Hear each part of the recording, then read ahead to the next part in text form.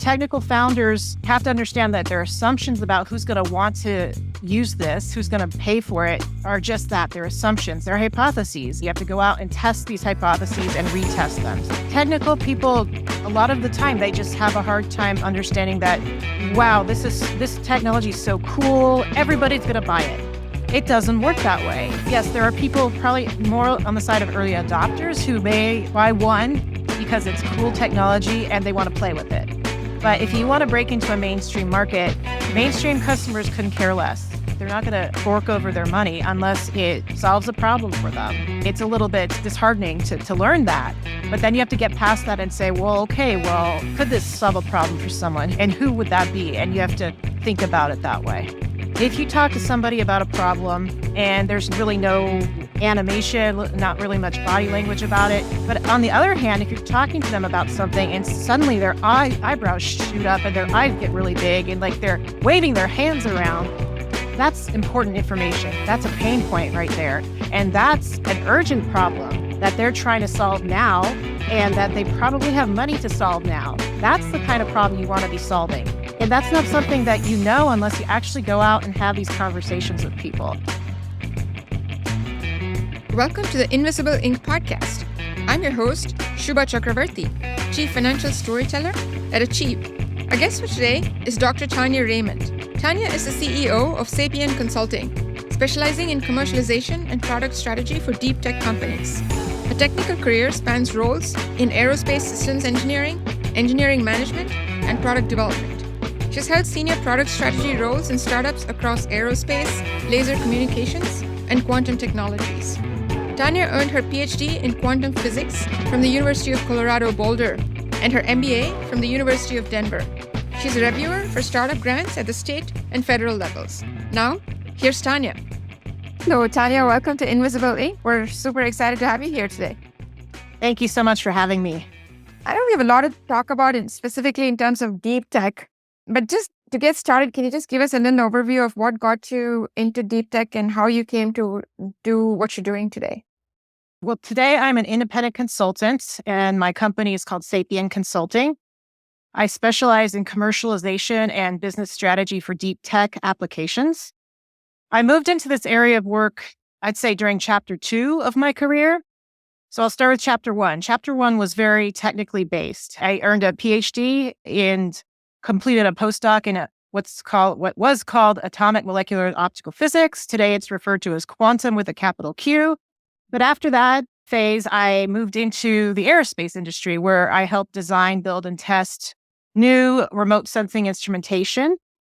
So things like LiDARs and spectrometers people might have heard of. And my roles were things like systems engineer, engineering manager, and product developer. At this time, my interests started to move away from pure technical contributions and more towards the business side. The catalyzing point for me was an assignment that I had where I was asked to lead an engineering team in an internal R&D project for a new business pursuit.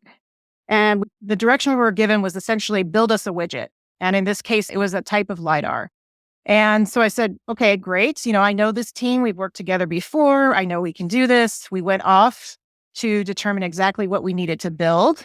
And we came back with questions like, who is it for? Why do they want it from us? Why can't they get it from someone else? How will they use it? What will they pay for it? What will they not pay for it? Because all of this drove engineering design requirements. So do you shell out for the top of the line laser, or is the middle of the line laser good enough, right, for what you want to do? All of this drives things like cost, risk, and schedule. So that was very much the engineer mindset there. But it was the result of not having a business case for this pursuit. And so we received just no guidance in response to our inquiries. And that I couldn't articulate at the time, but that never sat well with me. The fact that a company can approve funds for a project without a business case, that bothered me. So as I went on in my career, I saw that this build it and they will come mentality was less of the exception and more of the rule. And I thought, there has to be a better way. And of course there is. And so that was a slingshot into chapter 2 of my career. My roles morphed away from pure technical, more into product strategy, And I worked in a series of startups in aerospace and quantum technologies, earned an MBA along the way, and dove into the entrepreneurial ecosystem to learn as much as I could about best practices, commercialization strategies, innovation strategies, product strategy. I also devote a good amount of time now to volunteer work, doing things like mentoring startups, serving on grant review boards like SBIRs, that sort of thing. So it's been a bit of a journey. So it's fascinating to me. So, it's clear that it came from like a hard STEM, hard tech kind of background, and now you're very much embedded in the startup ecosystem, so to speak, and in mode of operation. From a deep tech perspective, what's the most unique or challenging thing you see in terms of commercializing some groundbreaking technology into an attractive business? Well, there are many challenges that I would say are unique to deep tech. First and foremost, a deep tech startup has to grapple with technology risk that just doesn't exist for a traditional tech startup or even a non-tech startup, right? So if you were building a dating app, let's say, you're not worried about whether or not you can actually make the app. You're worried about, well, can I reach the right customers? Can I get traction? All of that, right? In a deep tech startup, you worry about all those things too, but you have to worry about, well, can I build this thing in the first place? Is it going to be the right format that a customer is going to want to buy? Do I have to get around the laws of physics somehow? Those things are things you have to worry about in deep tech. And so to mitigate technological risk, it simply takes a little bit more time. It takes more money and CapEx because usually deep tech is very hardware based. And that necessitates a dependence on a key role for things like non-dilutive funding, like state and federal grants. Finding and applying for grants is a profession in and of itself. Sometimes it takes time and energy. And it's also true that most investors invest in, just numbers wise, most of them invest in non-deep tech. And the metrics are just completely different, right? So you have to either find investors who do understand deep tech investing, and that's in the minority, or else the burden's on you to educate them, if you will. And the points you made really struck home with me because, first of all, you talked about technology risk. I assume that part one is scaling, meaning that it may work in the lab and it may not work kind of at factory scale. I don't know if there's a context risk too, meaning it works in the lab, but is it going to work in the grimy, for lack of a better word, the grimy world of the real world, right? Like in factories and stuff. And this third point around investors. But I want to kind of start at the beginning. Like you have a scientist who has this innovative new invention, some new thing that they've just come up with. They have to make a transition, right? Like you just mentioned this yourself. They have to go from, I'm an engineer, I'm a scientist, to I'm now a business person. What is the single biggest challenge you've seen in the founders that you worked with in making that transition? Yeah, I think probably one of the biggest challenges for a technical founder is moving from a very technology-centric mindset to a customer-centric mindset. So in school and graduate school, for example, you learn to pursue research that's interesting for its own sake or because the technology is cool from its own merits. In business, the mainstream market and customers couldn't care less about how cool the technology is, right? They needed to just solve their problem. And so it's very humbling for someone who, say, finishes a PhD and emerges as the world's expert in whatever it is, a very niche area typically. But now they have to realize that there's much they don't know, and that they have to learn. They have to start from scratch when it's talking about who might need their technology and the people, the market segments that might need their technology. That's hard, right?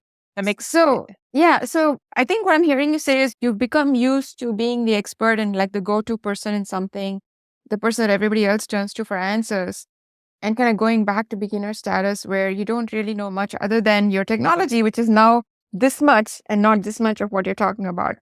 Are there examples or maybe approaches that you've seen that worked very well to kind of get over and make that mental leap and get comfortable with that level of uncertainty and lack of knowledge? Well, yeah, I think a couple changes in perspective, I think that help. So one is that you want to think more broadly about the skills you acquire in your scientific degree program. So All scientists learn the scientific method. This means that you form a hypothesis and you go out and gather data to test that hypothesis, right? That data is used to either prove or disprove your hypothesis. Then you refine your understanding and gather new data. So it may say, nope, you're completely wrong. You have to go in a different direction. Or yeah, you're onto something. Let's tweak this a little bit, right? Business is no different. Technical founders, they have to understand that their assumptions about who's going to want to use this, who's going to pay for it, are just that. They're assumptions, they're hypotheses. And you have to do the same thing. You have to go out and test them, test these hypotheses and retest them. So, just kind of generalizing a little bit, those skills that you learn in graduate school can help with that transition. So it sounds like staying the same skill set, but learning to get comfortable using them in a different domain, i.e. in business, and perhaps become comfortable with a little more fuzziness around the results versus what you're used to in your engineering or deep tech field. Is that a fair? You do have to get more comfortable with uncertainty. I think especially in, let's just say physics, right? You learn to design your experiments to control for everything. You put these things in chambers so that you don't have effects from the outside world, right? And you want to isolate as much as possible so that you can just test one small behavior in the absence of any other context. Business is not like that. I mean, human systems are not like that, right? You can't isolate that way. And so you kind of have to get comfortable with a little bit of uncertainty, a little bit of messiness from that standpoint. You're not going to find perfect equations that describe everything. So thinking about it that way sometimes helps. And is it just a matter of just getting used to the discomfort of the fuzziness? Like, what is the actual process by which you as a deep tech founder can get to that place where you get comfortable with that level of uncertainty? One thing that always helps me is having something called a growth mindset. This is an idea, I think, coined by there's a psychologist called Carol Dweck. She's a Stanford psychologist. She's written this book called Mindset, and she talks about kind of two groups of people, one who are fixed mindset, one is growth. Fixed mindset is basically the way you look on paper determines your worth. Essentially, okay, what degree did I get? What school did I go to? What titles have I held? How much money have I made? All that should, in that world, lead to certain levels of success, certain levels of authority, or whatever it is, right?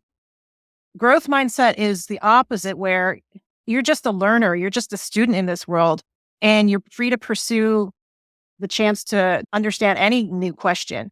It doesn't matter what your background is or what you know about something. It's the fact that you just want to learn. And that may mean that you start from zero in some particular area. That may mean that, wow, you realize how little you know in one area, but it's great to keep learning in this area. You have to have I think anything entrepreneurial, no matter deep tech or not, you benefit from that kind of a mindset. It's not so much what you don't know, but the fact that you're gaining knowledge as you go, I think is its own reward. I love that. I love Carol Dweck. So there's one other concept that I've kind of heard pop up in the context of deep tech, which is this idea of being a lone wolf, right? You're typically the only expert in your field, no matter how narrow or broad it is. You're used to being on your own. You're used to not being questioned. Right? How much of this is an issue once you move to commercializing your technology? And what should I do as a technical founder to kind of overcome this and learn to work with others? Yeah, no, it's a good question. In graduate school, again, from my perspective, say a PhD program, you learn to be a one-person show. You learn to be a very self-reliant. So if something's broken, you have to go learn how to fix it, right? And move on with your experiment. Or if a vacuum system is broken, you learn enough to be able to fix it. It doesn't have to be an elegant or robust solution, but just enough to keep moving forward and gather enough data to publish your paper, right? Well, when you move into the business world, you can't be a one-person show anymore. You have to form a team because you can't do everything yourself. Knowledge starts to get a little bit more compartmentalized in people. So you have to understand that there are people out there who are experts in electrical design, experts in vacuum systems. And although you may have a general concept of how that stuff works, you have to defer to subject matter experts to be able to operate at the level that you need in business. Because in a PhD, it's very much, I call it bubblegum and duct tape mentality, right? You just have to do the minimum to be able to hold everything together for the time you need to take the data and move on. When you're designing a product for a business endeavor, that doesn't cut it, right? You can't have like a pizza box with wires coming out of it. You have to have something that's the right size, shape, the right amount of power, the right amount of weight, all of that to work for a customer. And that takes just a completely different mindset, and it takes different skills that you can't find in any one person. So you have to be okay with that. Which kind of gets back to that growth mindset that you talked about, right? Just having that makes it easier to get. So you talked about a few differences between kind of the world of deep science and the world of business. Have you seen among the founders you worked with, is there like one single biggest misconception that tends to trip them up the most or that hampers their progress the most? I'll go back to this concept of changing mindsets from technology-centric to customer-centric. Technical people, a lot of the time, they just have a hard time understanding that, wow, this technology is so cool. Everybody's going to buy it, right? Or everybody's going to want it. Everybody's going to plunk down money for it. It doesn't work that way. Yes, there are people probably more on the side of early adopters who may like buy one because it's cool technology and they want to play with it. But if you want to break into a mainstream market, mainstream customers couldn't care less about the technology, right? They're not going to buy it. They're not going to fork over their money unless it solves a problem for them. And so, again, that's very humbling, right? That it's like calling your baby ugly. It's a little bit, disheartening to learn that. But then you have to get past that and say, well, okay, could this solve a problem for someone? And who would that be? And you have to think about it that way. So how do you develop that muscle capability of, in theory, I can understand what you're saying, but I still have to make it happen in the real world? What are some things you've seen founders do to get there? Well, this is one thing that pops up from time to time. A lot of the time, the technical founders will think of the business side as something they can outsource, something that's separate from them. And that's not the case, at least not at the start. At the start, the founders have to go out and talk to the potential customers in person. They cannot outsource that. Why is that? That is because you have to understand very intimately if the pain point you think you're trying to solve resonates. And you have to do this in person is very important because the body language and the reaction is important. So in other words, if you talk to somebody about a problem and maybe they're just very monotone about it, even keeled about it, and there's really no animation, not really much body language about it. Yeah, maybe they think okay, this is a problem, but maybe it's 5 years down the road. It's not something that I worry about today, right? But on the other hand, if you're talking to them about something and suddenly their eyebrows shoot up and their eyes get really big and like they're waving their hands around, that's important information. That's important. You've tapped into something there. That's a pain point right there. And that's an urgent problem that they're trying to solve now and that they probably have money to solve now. That's the kind of problem you want to be solving. And that's not something that you know unless you actually go out and have these conversations with people. You run a really huge risk by saying, oh, well, I'm going to outsource that to the business person in the company. No, you can't do that. If you're going to lead the company, you have to understand that customer intimately. So it's a really interesting point because what I'm hearing you say is, I don't care how deeply technical you are and how great of an asset you are from a technical standpoint to your startup. I don't care if you have a business partner, CFO, or even a CEO, but you, the inventor, need to be out there listening to customers is what I'm kind of hearing, right? If you're leading the company, if you're the CEO, you have to be doing that. You cannot outsource it. So if you want your role to be, okay, I'm a technical advisor to my company, and then I hire a CEO to lead the company, okay, they can do that. But if you're the technical founder, even if you're the CTO, anybody at that high level needs to be intimately connected to the customer and their pain points to be able to understand what to design, what to offer to that market. So there's a critical point here. Like you're making a call about, hey, listen, what's my involvement in this company? to the extent that I have any line or I'll call it a line responsibility, right? I could be a CEO, I could be the chief technical officer, product officer. But if I have a line role in the company and if I'm not an advisor, I mean, I've crossed the line into being part of the company. I'm hearing you say that you need to be eye to eye with the customer. You need to be understanding at a visceral level. What is it that you're hearing from them? What are you feeling from them in terms of that need and that urgency? Absolutely. And if you don't feel comfortable doing that, then you should not be in that role. I love that point. So the risk is, I'm going to push you on this a little bit. So the risk is, I'm a technical person. I'm happy in my life. Okay. I know my technology. I know it like the back of my hand. And my tendency is to go and talk to people like me, maybe other nerds who get it and who have some kind of a business connection, let's say. How do you suggest that founders or these technical founders force themselves to find who these right customers are? Like, what is that granular process? What is that tactical process by which they find the customers? Because if I take a technology, I could have 5 different applications here. I talk to founders who have, who could be selling to 3 completely different markets. This happens a lot in clean tech.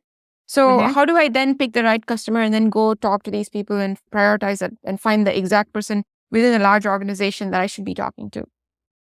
Okay, so that's a good question. So there are a couple things there that you've talked about. One is, so say you have maybe 3 markets you're looking at. You want to down select. You don't want to be pursuing multiple markets at the same time. That's a different conversation. But like, say you have a market that you're targeting, how do you figure out who do you go talk to? My advice is to find the end user. The end user is the one that's doing the work, that is experiencing the problem firsthand, right? So you have to figure out who those would be in a given organization. So if it's a very large organization, it's probably not the CTO, it's probably not the CEO. If it's a small organization, it could be, but it depends on what problem hypothesis you have, but figure out who would be experiencing the problem, but who would benefit from your potential solution. So, it just depends on what the application is. And then you have to figure out, okay, well, what is that person? What's their job title within an organization? And then you go from there. Got it. That makes sense. Is there any other method or technique or approach or behavior that you've seen that allows somebody with just technical acumen to develop more what I'll call business acumen to be more successful with their startup? So we talked about the growth mindset, which is great. There are things that you just don't know. That always helps. Relying on your subject matter experts. I mean, it is very typical to say if you're the CEO, but you're a technical founder, maybe you have a business development person who is more on the business side. You can work with them. You don't outsource everything to them, but you use them to help you on whatever it is. Find those resources that can help you. And it's not something that you're going to develop overnight either. It's just like anything else. It's a muscle that you have to exercise, right? And it just goes from there. So there's no reason why that can't happen. You're a technical person. You know how to deal with complex subjects. In principle, if you have the right mindset, you can do that. I have one last question on this topic of transitioning personally from scientist to entrepreneur, and then I have some other fun stuff to ask you. So the first thing, women obviously are a rarity, or at least they're a minority in deep science and deep tech and STEM. So you're already kind of going against the grain a little bit if you're a woman who's come up with some amazing new technology. What have you seen in terms of challenges women face specifically outside of just general deep tech founders? And what have you seen work well for them to get over these challenges and still be successful with their startups? I don't profess to understand why, but what I've observed myself is a big stumbling block is less about securing a technical position than moving into more leadership roles and managerial roles. Somebody else may have a different experience, but securing those individual contributor positions is, I won't say it's not problematic, but it seems like it's less problematic than moving into management. I think there's a lot of zero-sum thinking when you come into like managerial positions, but also in startups, you don't have the same protections that you have that are more common in larger organizations. I think sometimes that can be missing. Empirically, anecdotally, I think sometimes it's almost easier to start your own company than it is to kind of work your way up, I think. But the other thing too that I have seen from my standpoint, one of the loveliest and most treasured threads of my career is the network I have fostered with other women working in these fields. In an absolute sense, there are not many of us out there, but when they are there, we seek each other out. And so from that sense, there are lots of us because that's who we look for first. I feel like we trust each other, we rely on each other, and we value each other. It's invaluable. And I almost feel like there's almost unfortunately, I think there's a selection effect that if you've made it to this point, there's, these people are, high quality. And I think that comes through. So I feel very fortunate to have just a fantastic peer group of women in deep tech that I rely on all the time. And I would imagine that if you were for founders too, that would be a pretty invaluable resource because they have other women who are familiar and can talk the talk about deep tech with them. And so are there resources that you or groups that you would recommend or point out that other women founders in deep tech can access? There are various professional societies and most of them do have chapters that are, women in whatever it is. So women in optics or women in engineering. So those can be really good. So some organizations are better than others in putting women on panels. I still see so many panels that are four guys on a panel. But when you do see women on a panel, like reach out to them and just try to connect because I do a lot of that and people do that with me. And it's another way to build that network. So that's not a formal organization, I'll say, but that is another way to do it. Yeah. And I do a lot of that through LinkedIn as well. Like not only who's giving women a chance to have a voice, but what platforms. Keep an eye out for that. Before we dive back into our conversation, I want to tell you about Seed to Success. Seed to Success is our community letter with our proprietary insights on startup financial storytelling, tips, new episodes, and much more. If you find these discussions helpful in your entrepreneurial journey, use the link in the description to subscribe to Seed to Success today and get all of these and much more straight to your inbox every week. Now, back to our conversation. I'm changing gears slightly, and this is the other interesting thing, which is, at least from an investor standpoint, like you yourself mentioned, it's challenging to take deep tech from lab to market, right? So I want to talk to you about taking a regular technology versus taking a deep tech technology from lab to market. So what are the biggest challenges? You kind of alluded to them a little bit before, but can you just maybe talk a little bit more in detail about what are the big barriers that a deep tech startup has to face before they can commercialize whatever it is they're bringing to market? I would say the transition into an engineering approach, and then another one would be a transition to a manufacturing approach. Going back to what you get, especially when you start out in a university lab or a research lab, again, you've got something that's a pizza box with wires sticking out of it, just not ready for a commercial market at all. And like I said, the mindset's very much around bubble gum and duct tape, whatever you need to make it work for the 10 minutes that you need to get the data, right? Obviously, for a product, that doesn't work. And so what you need to start incorporating is engineering. The people who are trained in engineering know how to design something so it's going to be robust, so it's going to be rugged enough, so it's going to be able to withstand whatever the temperature range is that you need to work over, so that it's small enough, so that it's whatever it is. And so that's when you get a PhD in physics, for example, that's not a mindset or that's not a skill set that you learn, but it's something that you have to transition into. Again, that's a question of bringing in your experts, bringing in people outside of your expertise to guide you in that process. But there's also a difference between, okay, say you're engineering something for maybe small volume manufacturing, but if your market is large volume manufacturing, say for the automotive industry or for, I don't know, consumer appliance or whatever it is, that's a whole different beast because now instead of just, maybe I make 10 per year or 100 per year, I have to make thousands, if not millions of whatever it is. And that's a whole new set of constraints and a whole new set of skills that have to be incorporated, especially like in clean tech, for example. Like you want to build a new battery for a car. Well, they're going to buy these in mass, right? So it has to meet a certain price point. Or like, for example, automotive LiDAR, that requires a LiDAR system that has to be under a certain price threshold. And so, the focus has to be on that as opposed to maybe improving the performance by a certain amount. It's a very different skill set. And so you have to bring in that manufacturing mindset. And so those are quite removed from just what you learn in a lab environment. So this is like a tall order, right? I mean, you're completely focused on making this little piece of technology work. So I have two questions for you. First is I have to know that I don't know those things. And then secondly, I have to know what to know and then go find them.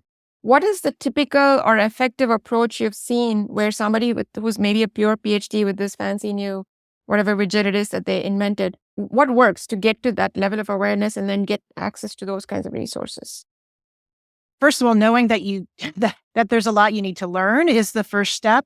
And then now you have to just go out and expose yourself to various people, go to conferences. If you're targeting a certain market, go to conferences about that market to understand what are people worried about? What are the constraints? What's hard? What's not hard? And then start talking to people. This is another reason why you want to talk to people as much as possible. Say, look, this is the problem I think I want to solve. What's been tried before? What has failed? Why has it failed? What could be easy now because of some new improvement in technology? That's just a lot of, it's not just research at your desk. It's also research. It's called primary market research, talking to people. Steve Blank says, get out of the building, right? Yeah, exactly. So then, I'm just trying to understand like the specifics of, you have this technology, you go to all these conferences, now you start to form a couple of hypotheses where I could either deploy it into this market and solve this problem or into this market, right? So you make a call based on whatever objective criteria you've got, or maybe you have contacts into that industry, whatever the case might be. So then what happens and where are the pain points in that process of getting from this amazing technology to something that it can actually sell and make money off of? Are there like critical points there in that process? I mean, yeah, there are different steps along the way. So the first step is you want to validate that you're solving a problem that people care about. You never stop validating that. You're always validating that. But then you also there's some work you need to do to understand your customer and develop a persona around them. And starting from an end user perspective, what are their motivations? What do they get punished for versus what do they get applauded for in their company? And then you have to think about also like the workflow that this product would plug into, because you want to design something that has the minimum amount of disruption to what they already do, right? Because if they have to completely retool everything and completely redo all their processes to use your product, even if it saves them some money, that other stuff is going to cost them money and they're not going to do it, right? The closer you can get to what they already do, the better your chance of building something that will be adopted. And adoption means traction, it means money, and et cetera, et cetera. So that's a big part of it. So once you understand the end user, there's also then there's everyone else in the company who would be involved in a purchase, right? So usually the end user is not the one that will sign off on the sale. Who is that? And what are their motivations? And as well as who else in the company has a stake in this? Like, because sometimes there are people in the company who will make it hard for you to sell to them because they perceive your product as a threat to whatever they're doing. Is there an example that comes to mind?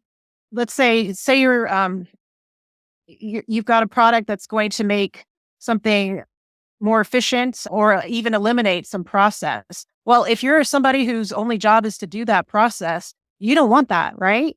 So that happens. If you're just comfortable with the status quo and you just don't want to do anything different, there's not a lot of motivation or reward system to do something different in the company, then, why do you want to do it?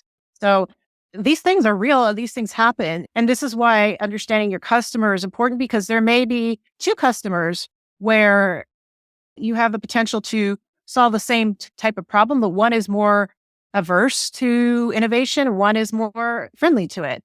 Take the friendly one, right? So there's that aspect of it too. And then, yeah, so that's a couple of them, I would say.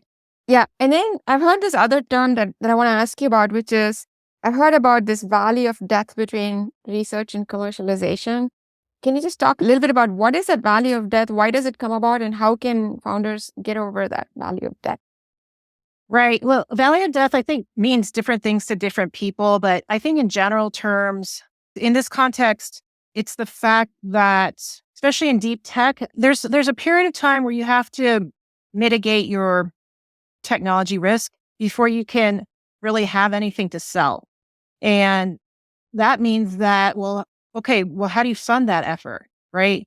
This is why the role of non-dilutive funding is so important in deep tech, which is usually government type of grants and SBIRs. They play such a huge role in getting technologies to market. So that is one of the general concepts of the Valley of Death. And then the other side of it is, okay, then you get to a maturity level, you get to like a technology maturity level, but also a market traction level where somebody might actually invest in you now, right? And so your funding sources can start to come from other places like VCs, angel investors, that sort of thing. So the Valley of Death, I think, is kind of in between those two areas. You want to extend your non-dilutive funding into the other region as much as possible to bridge it. So I've actually seen quite a few founders who are kind of in the middle of the Valley of Death because the technology is proven. And there's somebody standing on the other side saying, if you can get it to this level of scale and prove it to me that it still works at whatever 10x the scale that they've proved at lab scale, then I'm all in, I'm going to order XYZ. Often it's also the VC who's willing to say that because then they've got validated demand. But my SBIR or whatever gets me only this much. What have you seen working for that part where I have to get from 1x at lab scale to maybe 10x at even a pilot factory scale? What works? Yeah. It's a really good question. Sometimes people do more than one SBIR, for example. You can kind of string those together a little bit. You can't do the same one over and over again, but you can maybe address a different aspect of the technology. And there's just different grants that you can go after as well that are not just SBIRs. I mean, you could also do an accelerator, for example, because these different accelerators will actually invest in your company. One example is Luminate, which is an accelerator in Rochester, New York, and it's specific to optics, photonics, and imaging startups. At the end of the cohort, there's a prize for, I think, top 3 companies there. That's an example. You can also try to find partnerships or pilot programs, so pilot projects with potential customers where you can say, look, here's my vision. Here's where we're at. Here's where we want to get to. And can we set up a pilot project so that we can work with you to understand what the use case is, how the workflow goes, and they fund that. And then if it works, then they get a cut of whatever the product is or whatever the agreement is. So those are some options as well. So you mentioned some grants in addition to SBIR, right? What are the sources? What are good sources of those grants that are not SBIR that founders can access? Yeah, it's a really good question. There are various tools actually that are out there, like just to search grants. There's one that a colleague of mine just recently launched called Grant Match, for example. But there are a lot of grants out there. I can't tell you like any one specific source, but there are ways to search and find ones that pop up. And of course, then there's SBIRs through different agencies. So maybe you have something that the NSF would fund, but maybe the DOE would fund it too. So you can play around with that. So there are grant strategies as well. Here in Colorado, where I'm at, the state of Colorado funds like basically their version of an SBIR. So it's a really fantastic program and specific to basically deep tech because they realize that these are challenging products to get to market and they need a little extra boost. So great reason to move to Colorado. Nice plug. Yeah. But these are the kinds of things that are out there. And then one other question on the pilot project angle, right? Which is clearly there are certain industries which have a bunch of money that they don't mind making bets on these kinds of technologies because that's kind of where their next big thing is going to come from. Are there principles or approaches that you've seen work well to get these kinds of pilots? Or is there a certain trick or formula or anything that you've seen work better as opposed to just doing a spray and pray of every potential customer that you could get for your technology? I think with any customer, the more you can understand them and really understand what their problem is and what they're trying to solve and what their motivations are, the better you'll be able to talk to them and approach them and tailor your approach to them. And then with a pilot project, a lot of people, they sign up for pilot projects where there may not be any money exchanged there. Maybe it's just, okay, we'll do this for free for you. And then whatever the agreement is afterwards. I believe that you should always try to, there should be some money exchanged because it's a form of validation. So two things. It's a form of validation. So if they're not willing to put skin in the game, then you have to wonder, well, do they really care about solving this problem, right? If they do, then that means that it's a real problem for them and they're interested, right? They're interested in finding a solution. But also it's a way to test out your pricing strategy. For example, if you say, okay, I have a hypothesis about what the market will bear in terms of how I price this product, right? And it's whatever it is, X. And so in this pilot project, I'm going to say, this is what it would normally cost. I'm going to redline that for you for 50% of that. And you can use that to get feedback. Okay, well, what do they think about that? Do they choke on that? It's also a way to say, okay, when this thing works after the pilot project, this is what I'm going to charge you. So it's a way to get some validation for just that pricing model. And those are great points. Are there other strategies or stipulations that you see worked into pilot projects for deep tech that get them maybe not just money, but somehow help them advance their path to commercialization?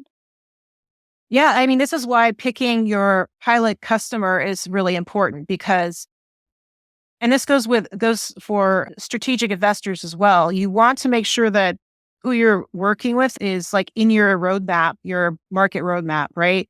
Because what they bring to the table is the market understanding, what is needed from this product to make it attractive. How will it be used? What are the constraints on what are the must-haves versus the nice-to-haves? So a well-chosen pilot partner will be able to give you that, and then that gives you a pathway into more customers in that market subsegment.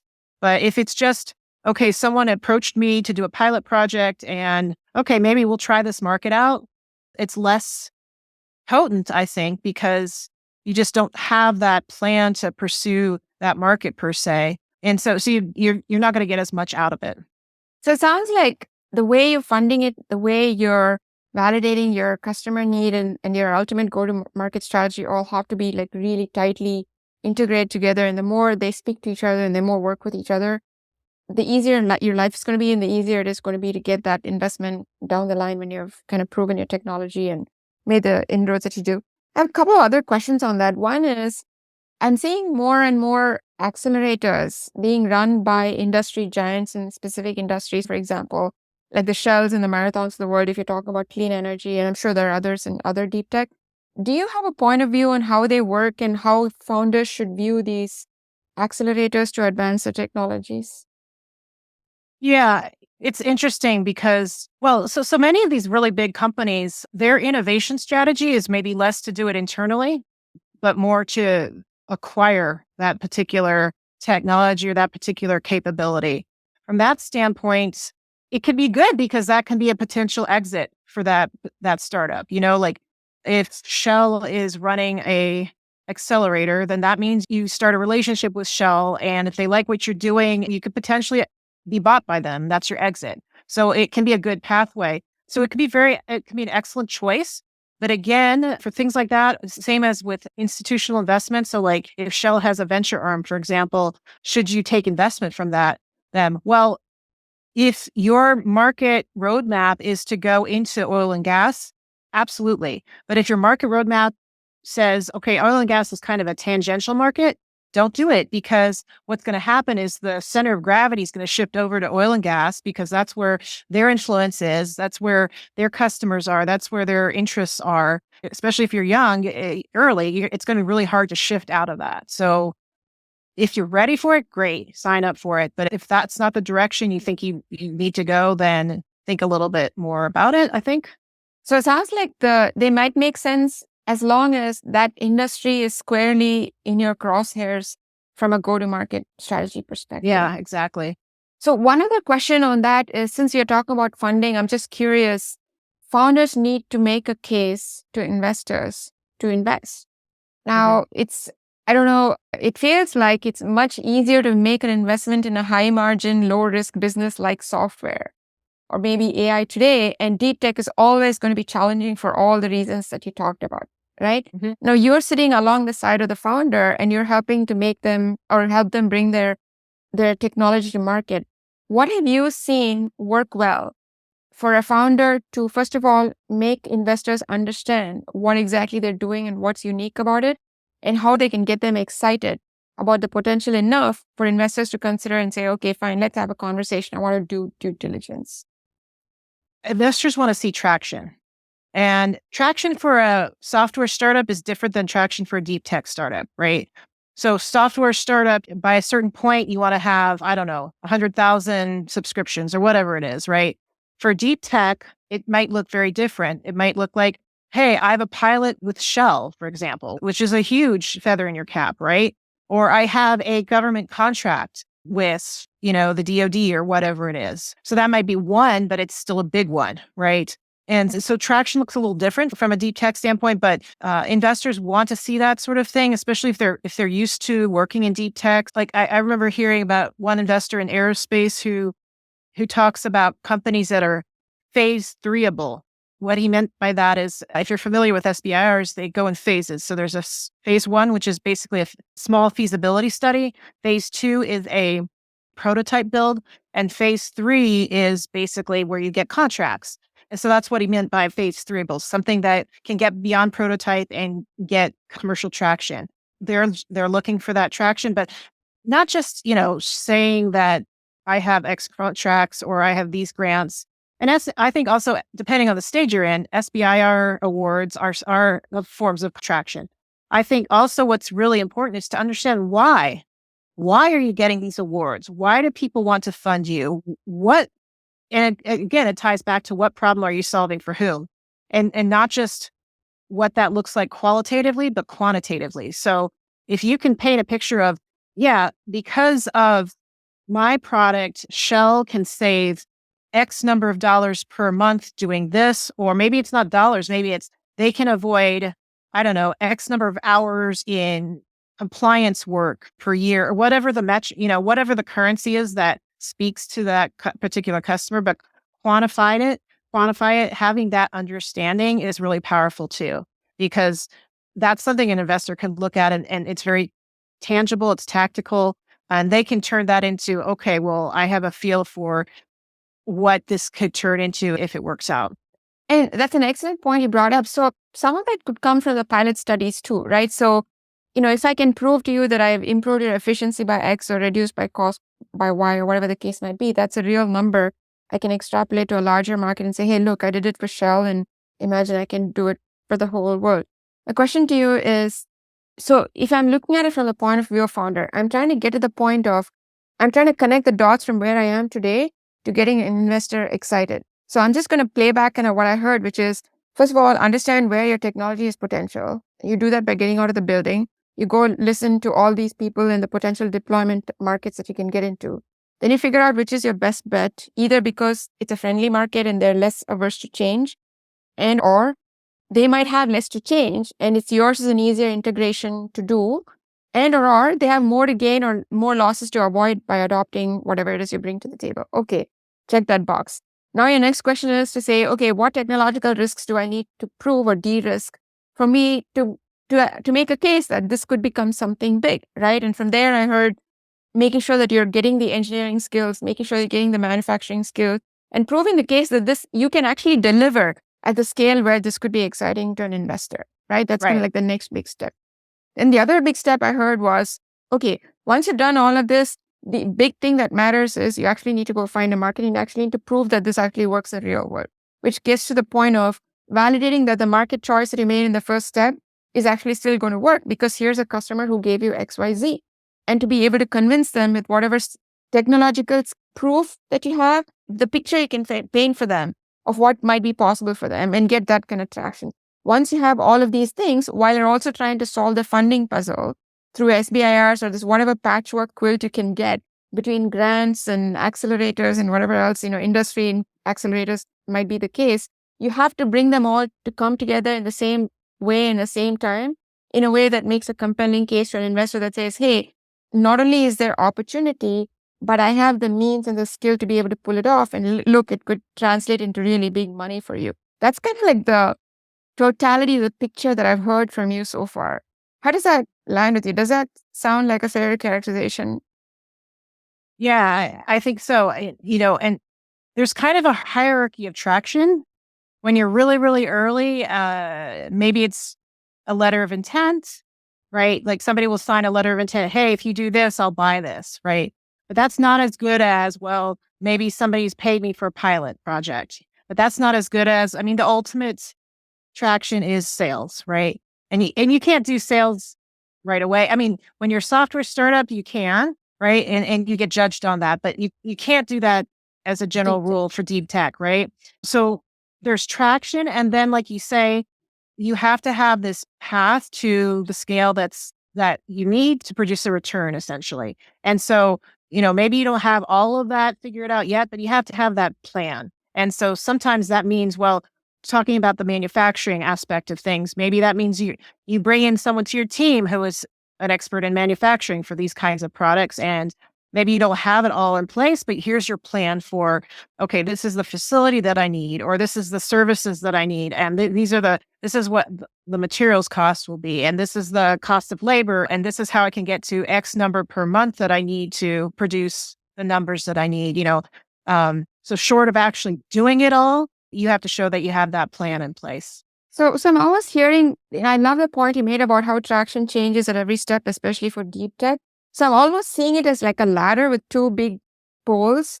One pole is the traction and one pole is the funding, and then you have these rungs that are stepping up, and that what you have to hit in terms of funding and in terms of traction depends on which level of the ladder you're at. And you have to constantly keep ratcheting up both your funding access as well as the traction that you need to hit, appropriate to whichever rung you're on the ladder, right? That's Right. kind of what I'm saying. So it's a much harder and much different proposition than just a general tech software or any kind of startup, which is why all of these skills matter a lot. I just want to touch on one last thing, which is you talked about the team, right? So obviously you need a very diverse skill set. You need finance people, you need business people, marketing people. What have you seen as the blind spots to the extent that you've seen with these deep tech founders in getting a team? And what are some of the things that you've seen founders do well to find the right people to staff their ventures?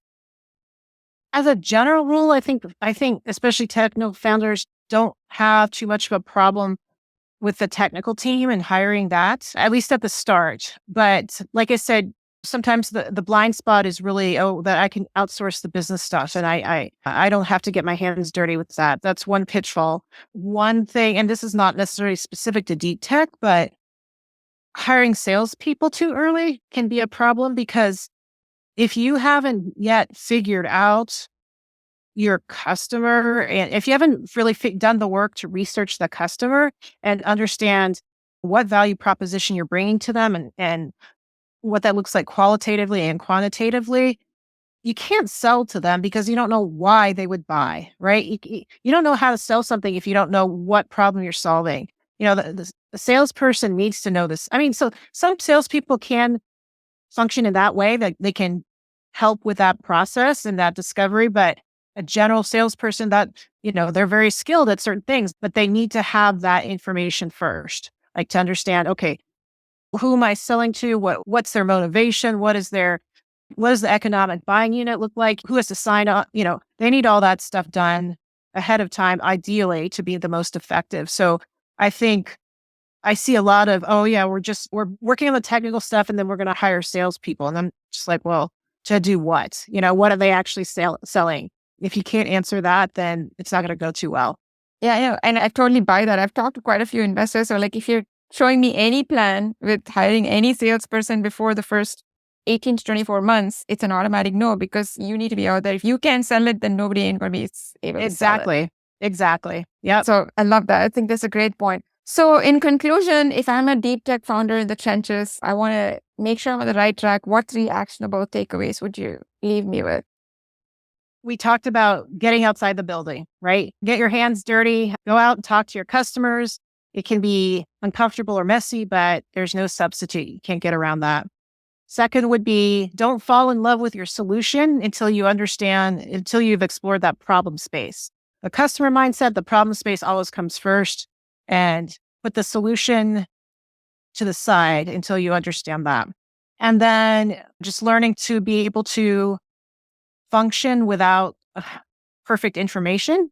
without 100% intelligence about whatever it is that you're trying to decide on.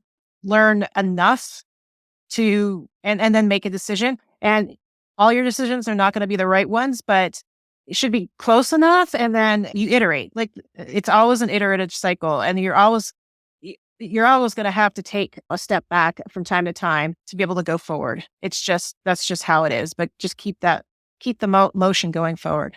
Awesome. I love it. So you've been incredibly helpful and thorough in walking us through what it takes to, bring a deep technology to market. Is there anything you wish I'd asked but didn't that you think founders should know about? I guess one topic is, I talked about being able to operate with incomplete information. One of the skills I think that's important is deciding how to decide. So, yeah. And my background is systems engineering. And this is something that you learn as a systems engineer. Like, for example, you do a trade study. So you're trying to decide between two fundamentally different architectures for a certain instrument. And that means that you kind of have to look at them both from a 30,000 foot level, and then you make a choice. And then you dive in and investigate the one that you've chosen. So don't do all the way down to the ground level for both of them. Decide up here, what's going to make the most difference between the two architectures, and then you dive in. So that kind of mindset is really, really helpful. I love it. So you talked about this you're learning to decide how to decide. I love that. And you talked about this 30,000 foot view, and you talked about having a few key criteria that tell you which way you're going to pick. Can you just give me like a concrete example just so it kind of makes it more easy to understand? Yeah. So this is something I see all the time. And we've talked about this, the concept of pursuing multiple markets at the same time, right? This is very common. People don't want to feel like they've left money on the table. They want to make sure they cover all their bases. What if I choose something and it's really the wrong thing or whatever it is, right? But the reality is if you're pursuing more than one opportunity at the same time, you're not doing any one of them justice, and you're not going to get the traction you need, and it's going to fizzle out. So what do you do, right? And this is where you can figure out how to do essentially a trade study of your different market options.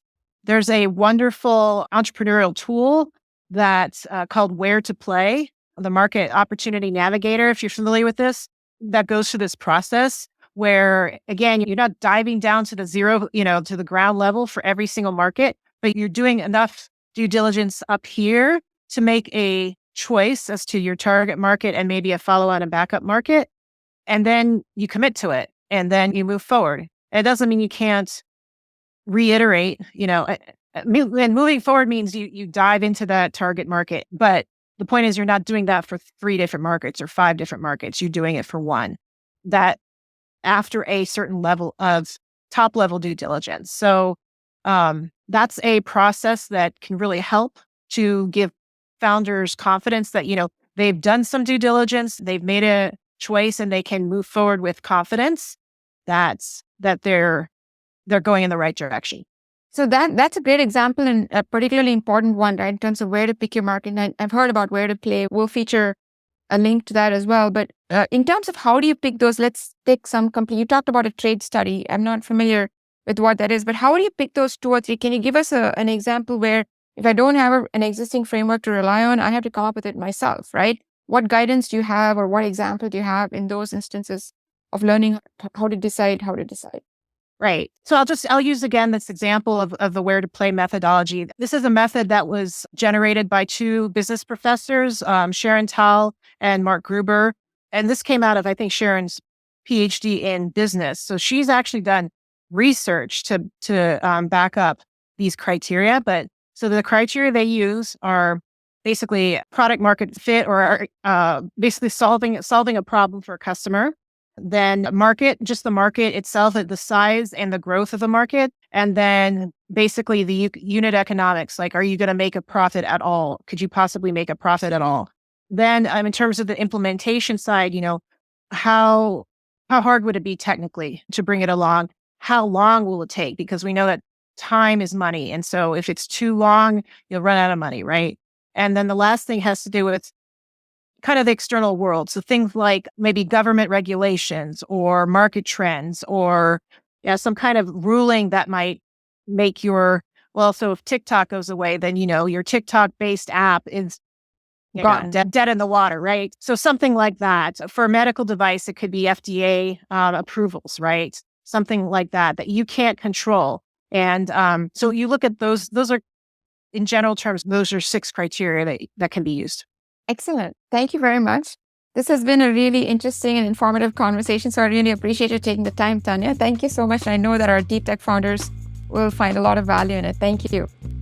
You're so welcome. Thank you for having me. And that's a wrap for today. Thank you for tuning in.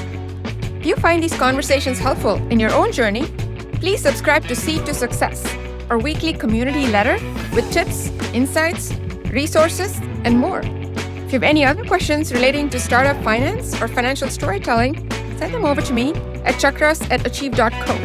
That's chakras@achiiv.co. We'll see you on the next episode of Invisible Ink. Now, go achieve.